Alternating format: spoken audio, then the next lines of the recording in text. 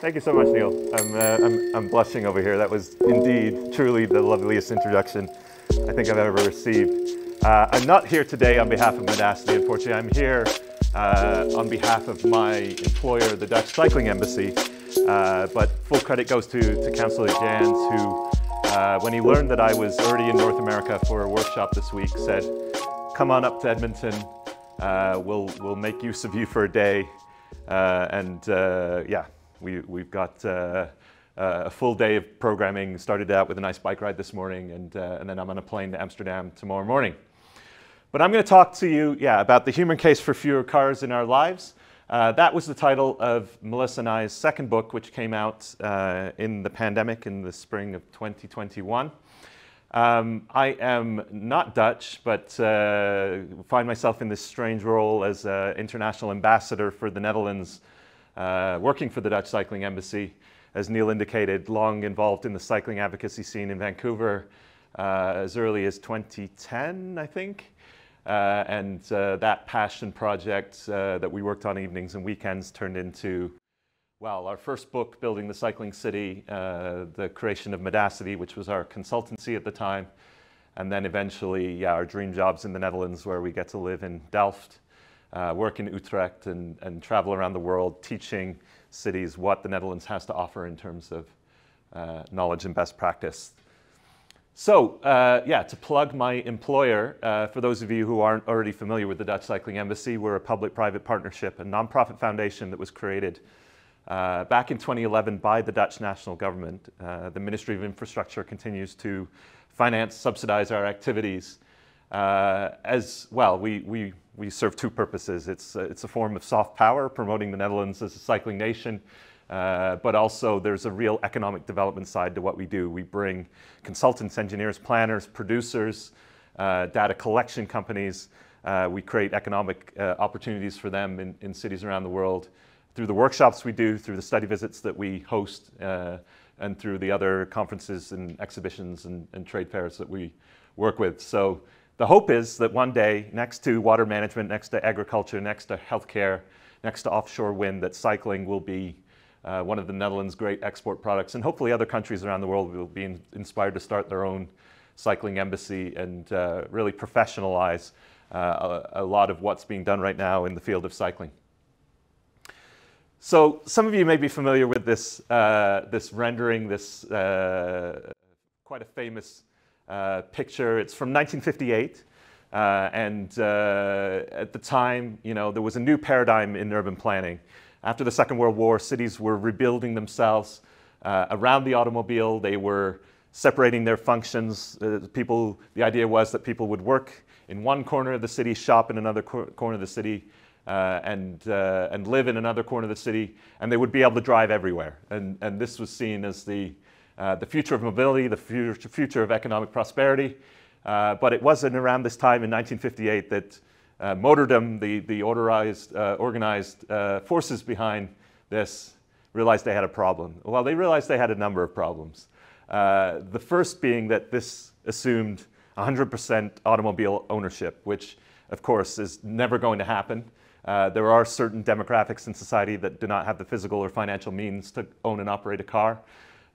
They completely ignored the externalities that come with everybody being able to drive everywhere, from the traffic crashes that occur, the public health impacts on a population that doesn't get a lot of physical activity, the noise and air pollution, and the lack of, I've already mentioned the safety. The third problem, of course, being the tragedy of the commons. When everybody uses a car, then nobody actually gets anywhere, and we see that even nowadays with the crushing congestion that prevents a lot of people from getting from A to B. So they presented this vision of driving in the future, this promise of a future utopia. If we apply enough technology to these problems, we will solve them. We will make driving fast, smooth, accessible to everybody. And the city of the future is only 20 years away, let's say. Well, here we are now in 2023, and this is still the reality. This is my old neighborhood in East Vancouver. It could be anywhere in the world, really. This is my children's cycle to school in the morning. And for all the great infrastructure that Vancouver was building, they still had a tremendous car problem.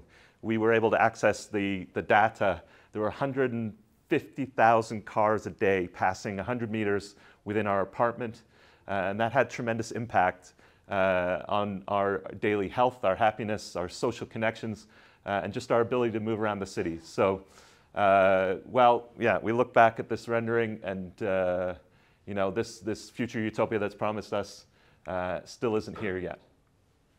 So I'm going to go through some of the things that we documented in curbing traffic, the observations we made moving to Delft from Vancouver.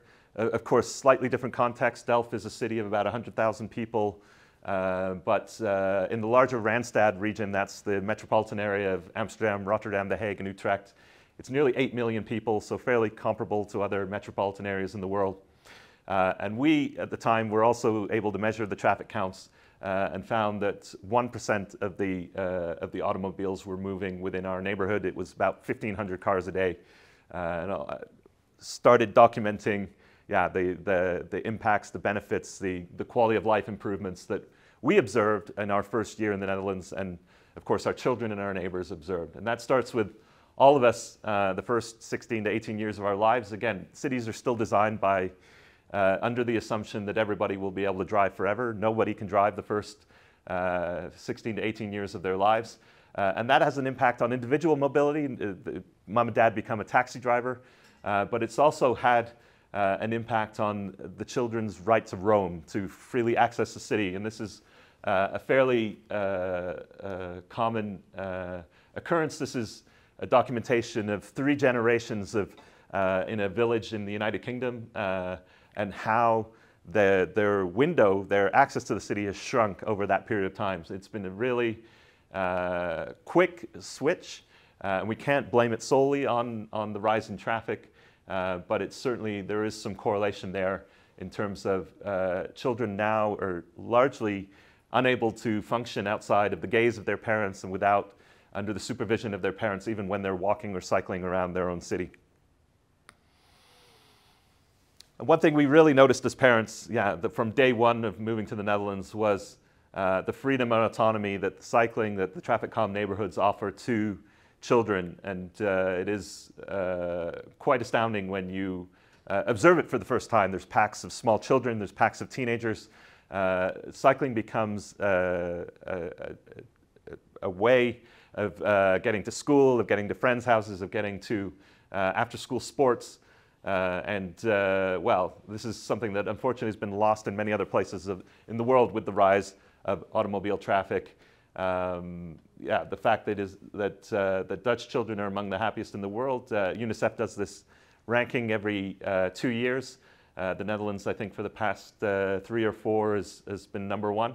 Also, again, not solely due to the mobility patterns, also work-life balance and other contributing factors. But Canada is regularly placed 30 or 35 in those rankings.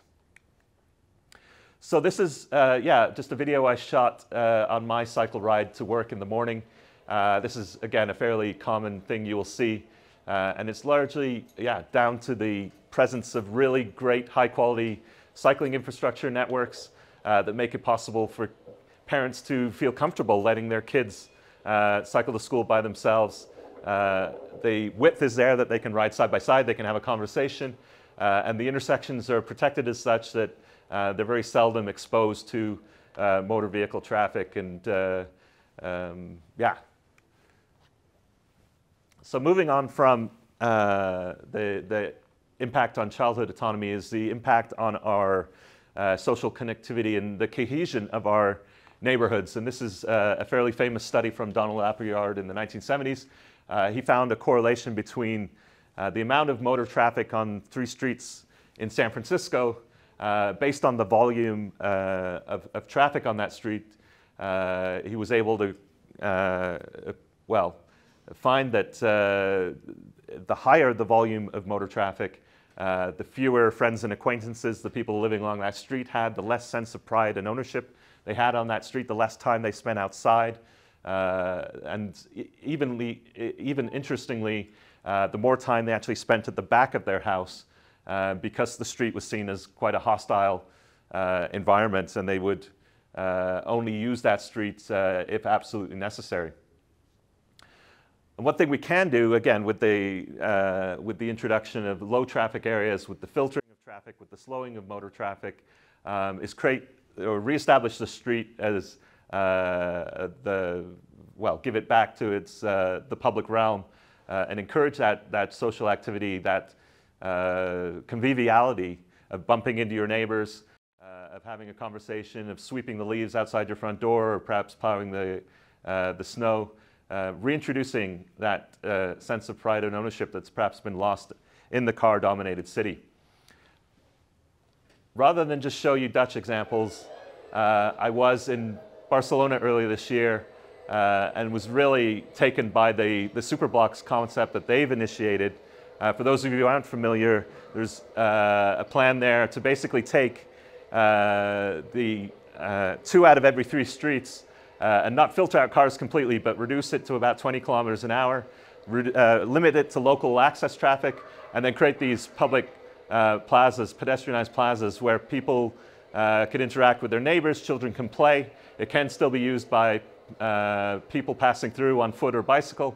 We were talking to some of the residents there while we were there. And for those of them who live nearby, this became an outlet for them, so they weren't always stuck in their apartment. They were able to meet people, have those face-to-face interactions. Even in the summer times, during periods of extreme heat, they were able to get downstairs, hang out in the shady areas. And so this became a lifeline to them, not just socially, but in terms of continued participation in the city. And it's kind of a really great example of what can be done with really light, quick and cheap materials. All that's required is a little bit of political will in terms of repurposing this space and recognizing that we need to differentiate between local traffic and through traffic, every street does not have to be a thoroughfare, if you will. And the sound quality is, well, except for the scooter, something that's also quite special. Social trust, yeah. So further to the,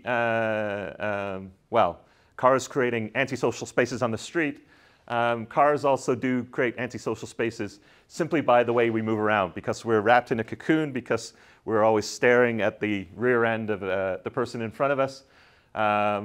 It's a very antisocial form of transportation, to the point where we see virtually everybody else on the road as a competitor rather than a collaborator, that they are an obstacle in terms of you getting wherever you happen to need to get. So I think one thing that getting more people walking, cycling, taking public transportation does is just get us outside of our socioeconomic bubble, interacting with people of other economic statuses, other ethnicities, and collaborating with those people, because we do sometimes have to navigate spaces intuitively. And one thing you will notice if you ride a bike in the Netherlands is that there are actually very few traffic signals, road markings. There certainly aren't any stop signs. That the system itself is designed to solve interactions, to solve traffic situations through social trust, through simple gestures like hand signals, eye contact, body language. And this has this impact where you're forced to cooperate with your fellow road users. If you want to turn left and they are coming the other direction, you have to figure out who's going to yield to whom. And it's all these micro collaborations that builds a lot of trust and cooperation within a society. This is an example of an intersection in Rotterdam. It's a good example because there's so many different modes of transportation, but you'll notice perhaps in North America we would have thrown a traffic light up, but there are no traffic lights. Again, it's just the shark's teeth road markings which indicate who have to yield to whom. But largely it's through the slowing of cars, so this would be a 30-kilometer-an-hour street, through the reduction in through traffic and the creating of forgiving infrastructure, that all these various road users are forced to work with one another to get through the intersection.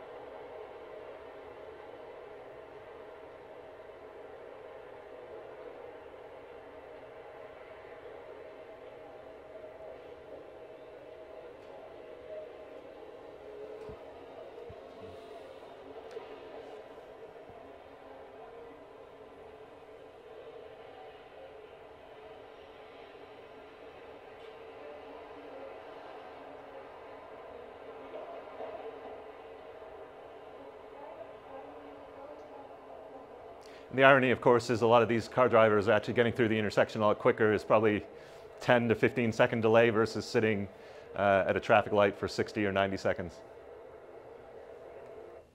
Okay.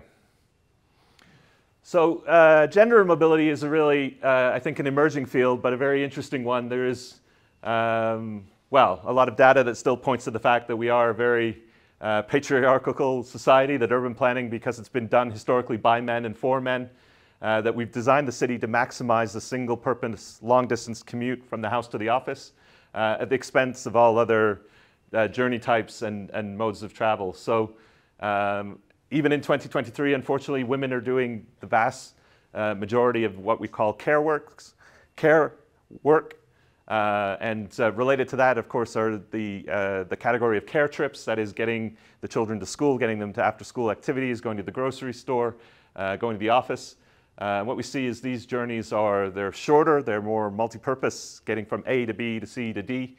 And because we don't measure these journeys, which are done in more of a spider web pattern, we're not designing for them. And this is becoming a major challenge, but an area of emphasis when it comes to the way that we can design our public transport and our walking and cycling infrastructure to support that type of travel.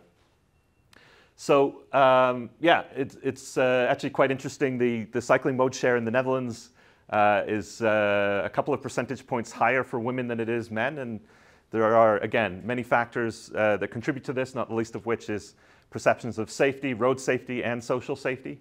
But I think one thing that we don't spend enough time on is the simple fact, the design, the really fine-grained nature of the networks that are designed to make it possible to cycle from all these various points within the city without emphasizing or solely focusing on the journey from the house to the office. So, of course, these types of care journeys are also made by men, but while they still disproportionately fall on women's shoulders, well, either way, we should be measuring, designing, and prioritizing, I would argue, because they're perhaps the lowest hanging fruit when it comes to modal shift from car to other modes of travel.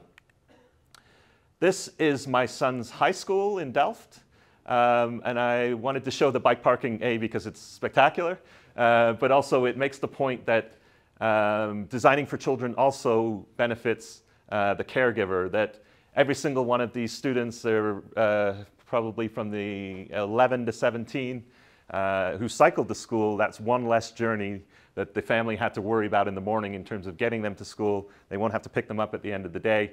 They have all this extra time to live their lives without worrying about shuttling their children around. And again, that falls largely on the shoulders of the caregiver, which is still, well, statistically, the woman of the house. Noise pollution. Yeah, this is something that I've really become aware of walking and cycling around Edmonton today. My God, yeah. And I think inversely, if you are lucky enough to travel to the Netherlands, you will notice that the cities are so quiet, and the quality of sound you can hear, the church bells and the birds and the creaking bicycles. And it sounds like a luxurious thing to have, but I think there's a real, well, there is a real health impact that comes with the excessive noise pollution that we're all exposed to. And the numbers are quite staggering, that it is, in fact, the pollutant that we're all exposed to. And there's a lot of research now, a lot of medical research that shows it contributes to, it takes years off our lives in terms of life expectancy, prolonged exposure to noise pollution, cardiovascular problems, sleep problems. There's even connections now to dementia and lack of productivity. So when we think of this, we can't think of it no longer as a luxury item or something that's connected to livability. There's actually a very real impact to all of us as human beings. So yeah, the problem is complex, and it's very difficult to solve with one or two measures. There's a whole suite of measures that we can look at. It starts with, of course, again, differentiating between local traffic and through traffic, slowing the traffic where possible. There's an interesting fact that above speeds of 30 kilometers an hour, it's actually the rolling noise that is the most prevalent. That is the friction of the tires on the asphalt that exceeds the engine noise. What we can do to reduce the speeds helps with that problem. And by the way, e-cars are only going to make that problem even worse because they are larger and heavier. There are all types of different measures. Yeah, speed reduction. There are quieter tires that the automobile industry has been resisting for many years. Sound barriers that can be, but those are mitigation measures. They're kind of last resort in terms of landscaping, in terms of other sound barriers. But we should be looking at this as one of the major externalities that come with the car-dominated city that is affecting all of us. So this is Delft. Throughout the year, this is a chamber music festival where they have classical concerts all around the city. But it just goes to show that, yeah, once we turn down the sound of cars, we can fill it with all kinds of joyful and beneficial things.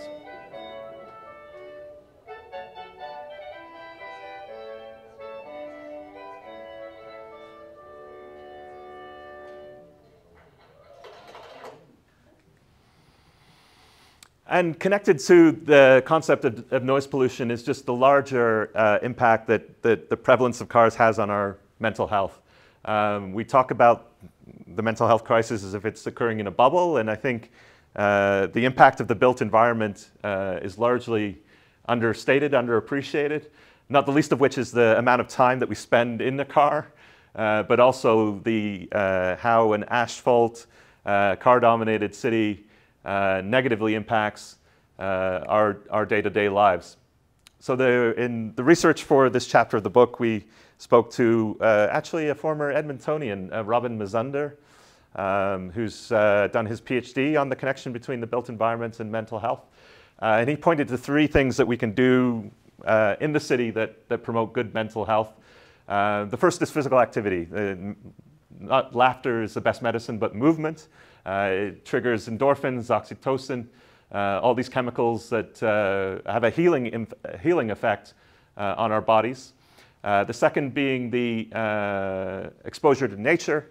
So again, this is something that the car-dominated cities don't have a lot of opportunity to. A walk along a river, a walk in a forest canopy. That change in texture and colors has a restorative effect on our minds and our bodies. And the third being social contact. So again, this comes down to oxytocin and having those face-to-face interactions with friends and strangers. It has this healing impact and makes us feel good. And the more we can do to introduce those elements, that is movement, social contact, and access to nature, the happier and healthier we will be mentally.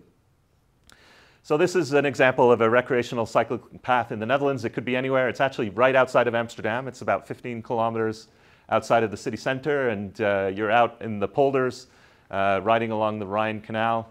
It's quite a special experience. And one thing that really, I mean, the Dutch do well is keeping their cities compact, limiting their growth, and you are seldom more than a few minutes away from a forest, a farmer's field, or a lake or a river, and able to get that restorative effect. And I think that's something that Melissa and I really appreciated during the pandemic when we were all locked down in our houses, is the ability to get outside, unplug, and feel that restorative effect, de-stress from the day. Yeah, we certainly felt the benefits of that. Accessibility. Yeah, there's this very interesting pushback that you get when you start talking about reducing car dependence.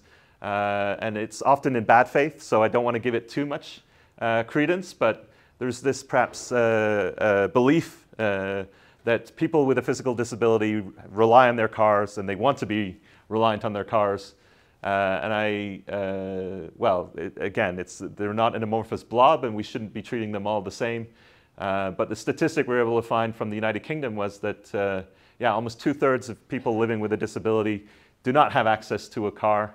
Versus 20% of the general population. So this assumption that people with disabilities need a motor vehicle to get around the city actually creates these disabling environments where the city does not give them the access that they need to their daily needs.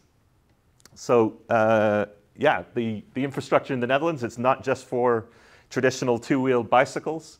It's actually used by a real diversity of mobility devices. You'll see tricycles, you'll see hand cycles, you'll see these scootmobiles, they're called. And actually saw a gentleman in downtown Edmonton today using the cycle paths with a similar device. The cycling infrastructure is liberating for a lot of people and provides them with a third space between the car space and the footpath. But it has to be designed in an intuitive and inclusive way. And it comes down to the design of the curb cuts, the texture of the asphalt, the differentiation in color between the spaces to make it clear for people with visual impairments, and also the slope of bridges, tunnels, the slope of the cycling infrastructure to make sure that it's not too steep for people who maybe do not have the physical ability. So this is a good friend of our family's. Her name is Maya. She has multiple sclerosis. She does not have a driver's license. It was taken away from her. And she was lovely enough to share her story for a chapter of Curbing Traffic. She gets around Delft in her scootmobile, which is 100% subsidized by the municipality, and becomes her form of participation in society. She drops her kids off at school. Here she's dropping off books at the local library, popping to the grocery store. She actually goes to, she's doing her degree in becoming a dietitian, and she's going to a university that's about 10 kilometers outside of Delft. Yeah, I mean, to her, the traffic calm streets, the low car city center, the wide cycle paths are her liberation. She's originally from Tel Aviv, her family's apparently trying to convince her to go back.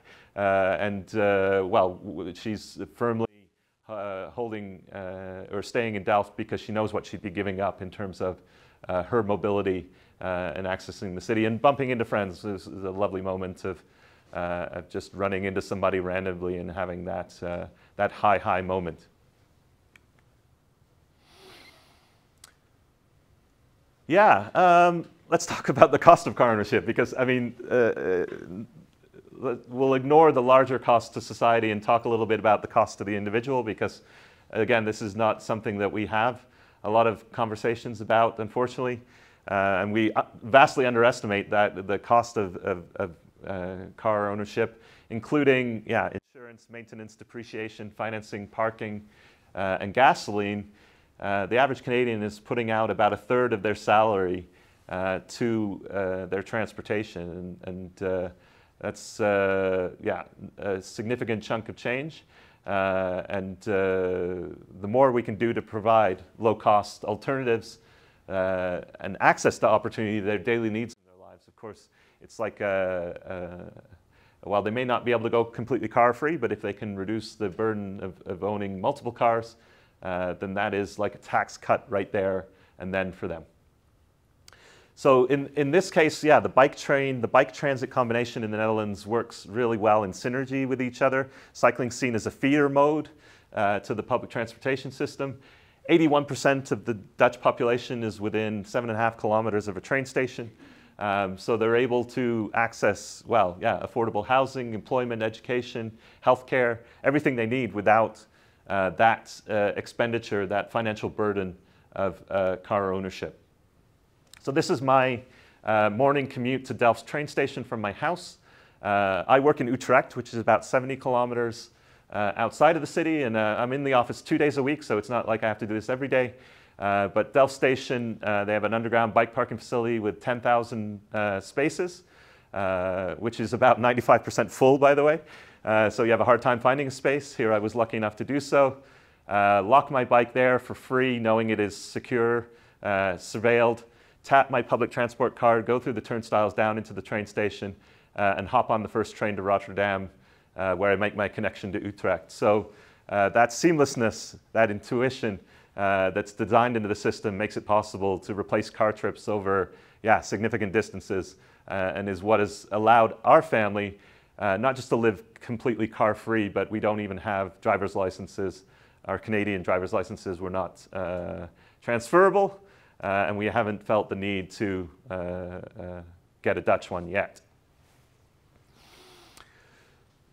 Resilience, yeah. So I think this is perhaps another topic where when the automotive industry was selling car dependence to the masses, they ignored that when you put all your eggs in a one mode of mobility basket, when you assume that, well, yeah, everybody has to drive a car, that becomes their own way, only way of moving around, that it's actually very fragile, a very brittle system.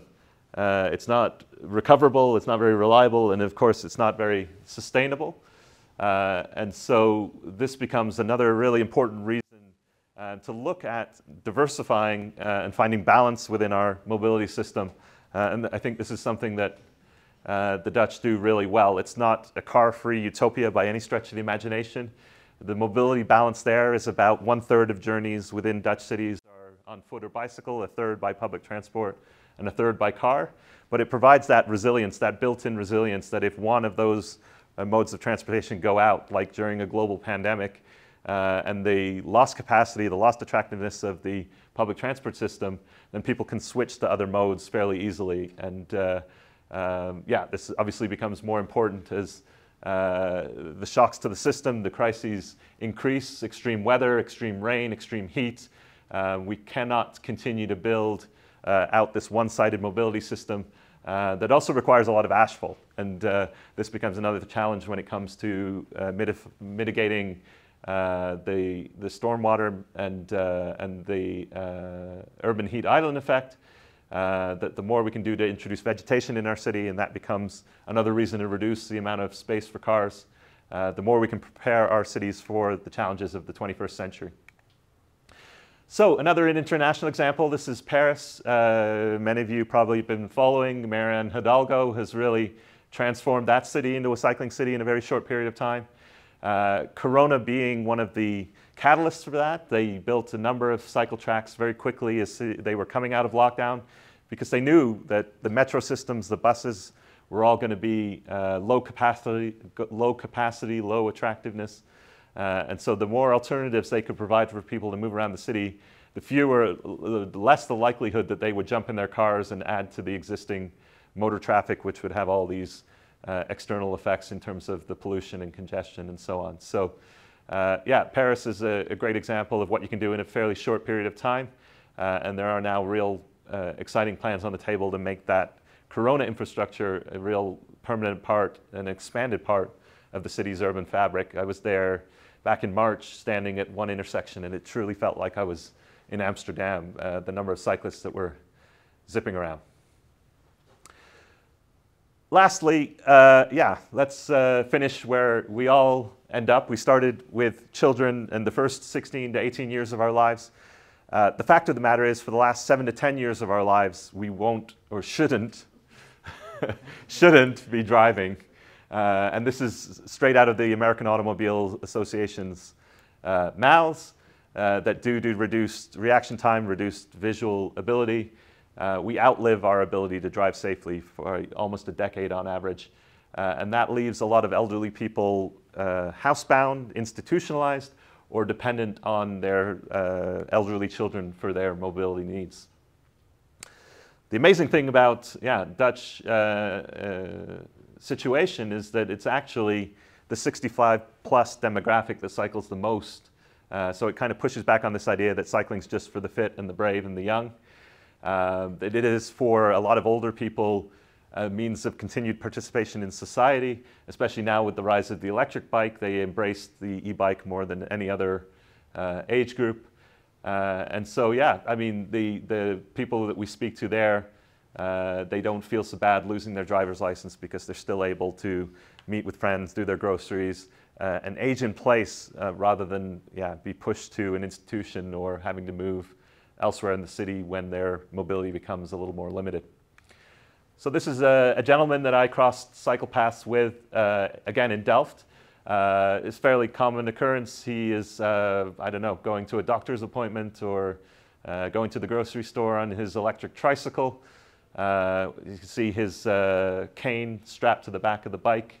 But it really does come down to the design of the infrastructure. It's wide, it's smooth, the curb cuts are low.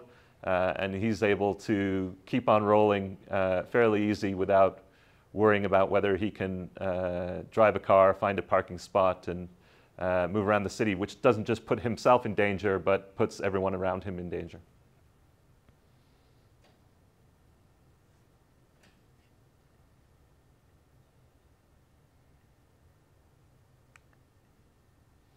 Okay, so to summarize, yeah, I think we know the reasons to reduce car dependency around climate and congestion and all of those other quantitative things, but what we tried to summarize was the qualitative, that it isn't just about addressing climate change, it is about quality of life for everybody in the city, and an equity. There's a real equity argument in terms of all of those people that don't necessarily have the means to drive a car, not to create a car-free utopia, but to find that mobility mix between the various modes, to give people choices, to allow them to choose the right tool for the right job.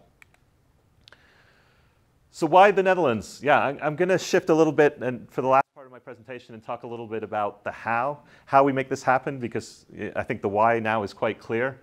Where do we get started? How do we make this happen? What are the steps that we can take? And of course, I packed up and moved to the Netherlands because I thought this flat, compact little country had some of the answers, maybe not all of the answers. And you will perhaps think the same things. Yeah, but it's flat. Yeah, but it's compact. Yeah, but the Dutch grow up on bicycles. But we can't overemphasize the importance of infrastructure. And this is a heat map of cycle paths in the Netherlands. It's almost 40,000 kilometers of segregated cycle paths in the country. They almost followed the border all the way around. And that infrastructure didn't happen overnight. It didn't rise up out of the North Sea pre-existing. It was the result of a real political battle and policy decisions that were made there in the 1970s, because without that intervention, Amsterdam would look like almost every other city in the world. In the 70s, in the 60s, they were making space for the automobile all across the Netherlands, widening streets, demolishing buildings, filling in their canals. And it's only as a result of, well, some pushback from the Dutch population that created this inflection point to get us where we are today, where it is this quote-unquote cycling paradise. So we have a road safety crisis that came to a head in 1972. I won't get too deep into it, but families were front and center in that. The Stop the Child Murder, Stop the Kindermoord movement, because they saw a lack of safe space for walking and cycling and playing in the street. They pushed back on this idea of the drive everywhere city and demanded more from their elected officials. And then in 1973, the OPEC oil crisis hit. So not unlike the pandemic, there were several weeks of gasoline shortages, of well, car-free Sundays policies, but the sale of bicycles doubled. People were out on the streets, cycling on the motorway, having picnics in the middle of intersections. And this served as a light bulb moment, not just amongst the population, but at the political level, in terms of the politicians recognizing that this car-centered future that they were being sold is actually quite brittle and fragile to these types of shocks and interferences.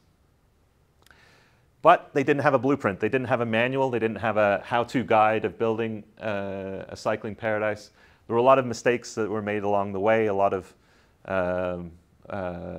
well, quite high-profile failures in Tilburg and Den Haag, individual cycle routes that were deemed failures almost from the first day. They were rejected by the cycling community, by the business community, but they served as building blocks for this collection of best practices that we now take to cities around the world. So it started in Delft in 1979. After a couple of high-profile failures, the third demonstration project that the national government decided to undertake was a full network of cycling infrastructure that is making it possible to cycle virtually anywhere in the city, connecting all of those places, the shops, the restaurants, the community centers, the schools, and the public transport facilities. And this was a game changer for cycle planning because out of this process, after speaking to the residents of Delft, they were able to plan basically a three-tiered cycling network. So it is, you can see the green, the blue, and the red. They're each a slightly different mesh size. They're each a slightly different, well, they're designed for a slightly different user, distance and journey type, but they feed into each other to create this, this grid of cycle routes, of really high-quality cycle routes that were an overnight success. And when they opened in 1987, it wasn't just the numbers of people cycling that increased significantly, but the diversity of people cycling, women, children, the elderly, etc. And so this became the blueprint for what was applied all over the Netherlands.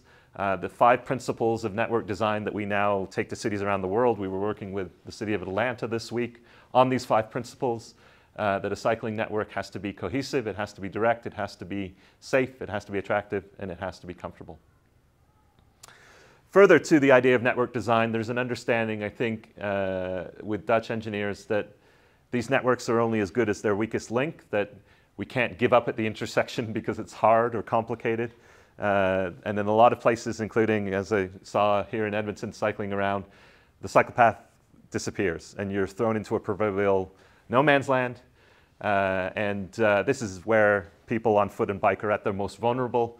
The right hook being the most common form of collision with right turning traffic, not necessarily visually seeing the pedestrian or cyclist. So one thing the Dutch engineers have done really well is perfect this idea of a protected intersection, carrying the cycle path through the junction, whether it's a traffic light signalized intersection or a roundabout, creating these islands with a turning radius of almost 90 degrees so that right turning traffic has to visually acknowledge the people on foot or bicycle, and then a refuge or an island mid-block, the law being that you cannot cross more than 2 lanes of traffic without that refuge for people so that they're not exposed to more than a couple of meters of crossing length.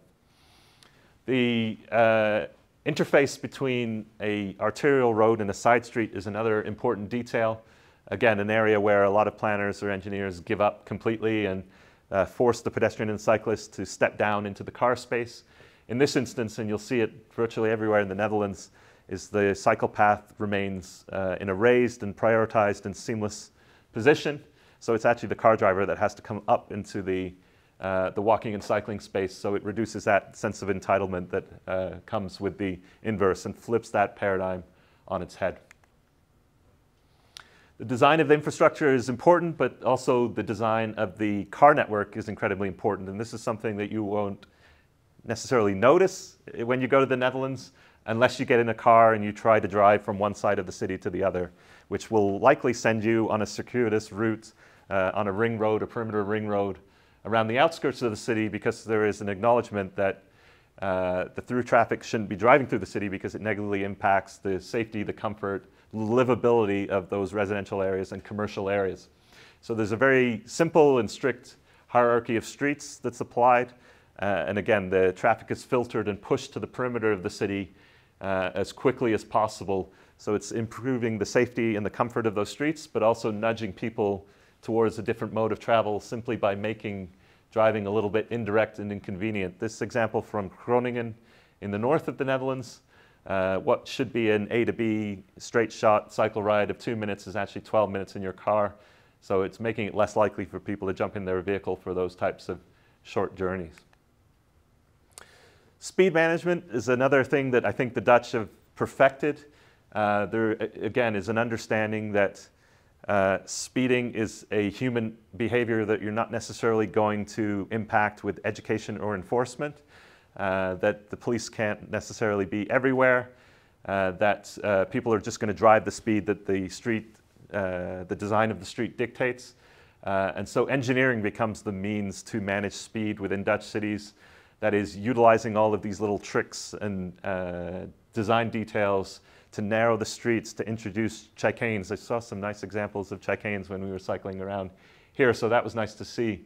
A change in texture from asphalt to brick, and speed tables and speed bumps that, yeah, just force drivers, trick them into thinking they're going slightly faster than they would be going, force them to slow down, pay attention. And police in the Netherlands actually do very little traffic enforcement if there's excessive speeding along a given corridor. Again, it's sent to the engineers for a redesign with the hope that they can change that behavior simply through the design of the street. The bike-train combination, yeah, I've mentioned it a couple times already, but this is really a beast of a mobility option for people in the Netherlands. It's used by almost 700,000 people a day. It's half of all the train journeys in the Netherlands start with a bicycle ride, and a quarter of all the kilometers cycled within cities in the Netherlands are to or from a train station. So the two modes complement each other really well.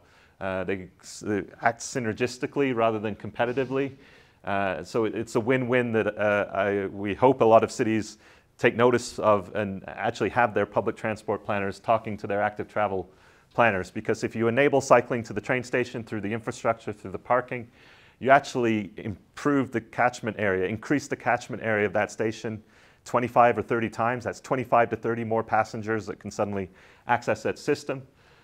So it's putting more passengers on the public transport system, but it's also putting more cyclists on the cycle path. So it's a win-win that we can utilize virtually anywhere.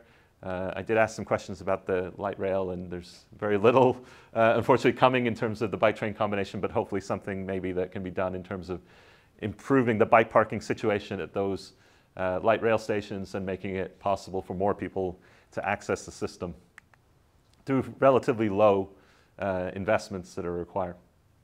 And then lastly, yeah, we have to build the infrastructure, we have to instigate the policy, but we also have to teach people how to use it, and this starts at a very young age in the Netherlands. My son did his last year of elementary school. There's an in-class portion, a traffic education curriculum that every student in the Netherlands does, how to walk and cycle safely around the city, what the road markings, what the signs mean, what the rules of the road are. And that culminates in a cycling exam at the end of the year where they're taking a route through the city, demonstrating that they know the hand signals and all the rules, who to yield at whom at the Shark's Teeth, with the idea being they get a diploma at the end of that process to say they're ready to cycling to high school. So that was a lot, and I hope, yeah, that you walk away from this with a new understanding of, yeah, the imperative. And this is perhaps the best representation of that, an update on that 1958 rendering of the future city.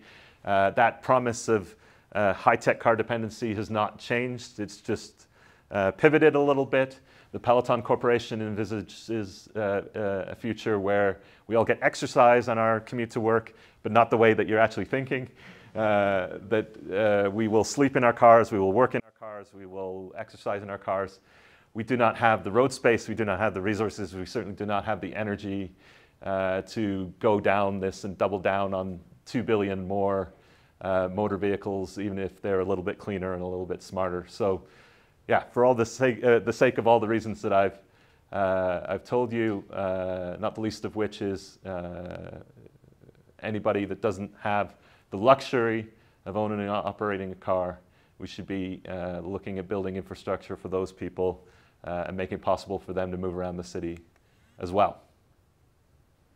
So with that, I will thank you for your attention. Holy crap, that was almost an hour. If you'd like to learn more about the Dutch Cycling Embassy, we're at dutchcycling.nl. You can drop us an email, you can take a look at our activities, you can follow along on social media. And otherwise, yeah, happy to potentially take some questions if we have some time. But thank you so much for your attention. Hopefully you enjoyed the talk.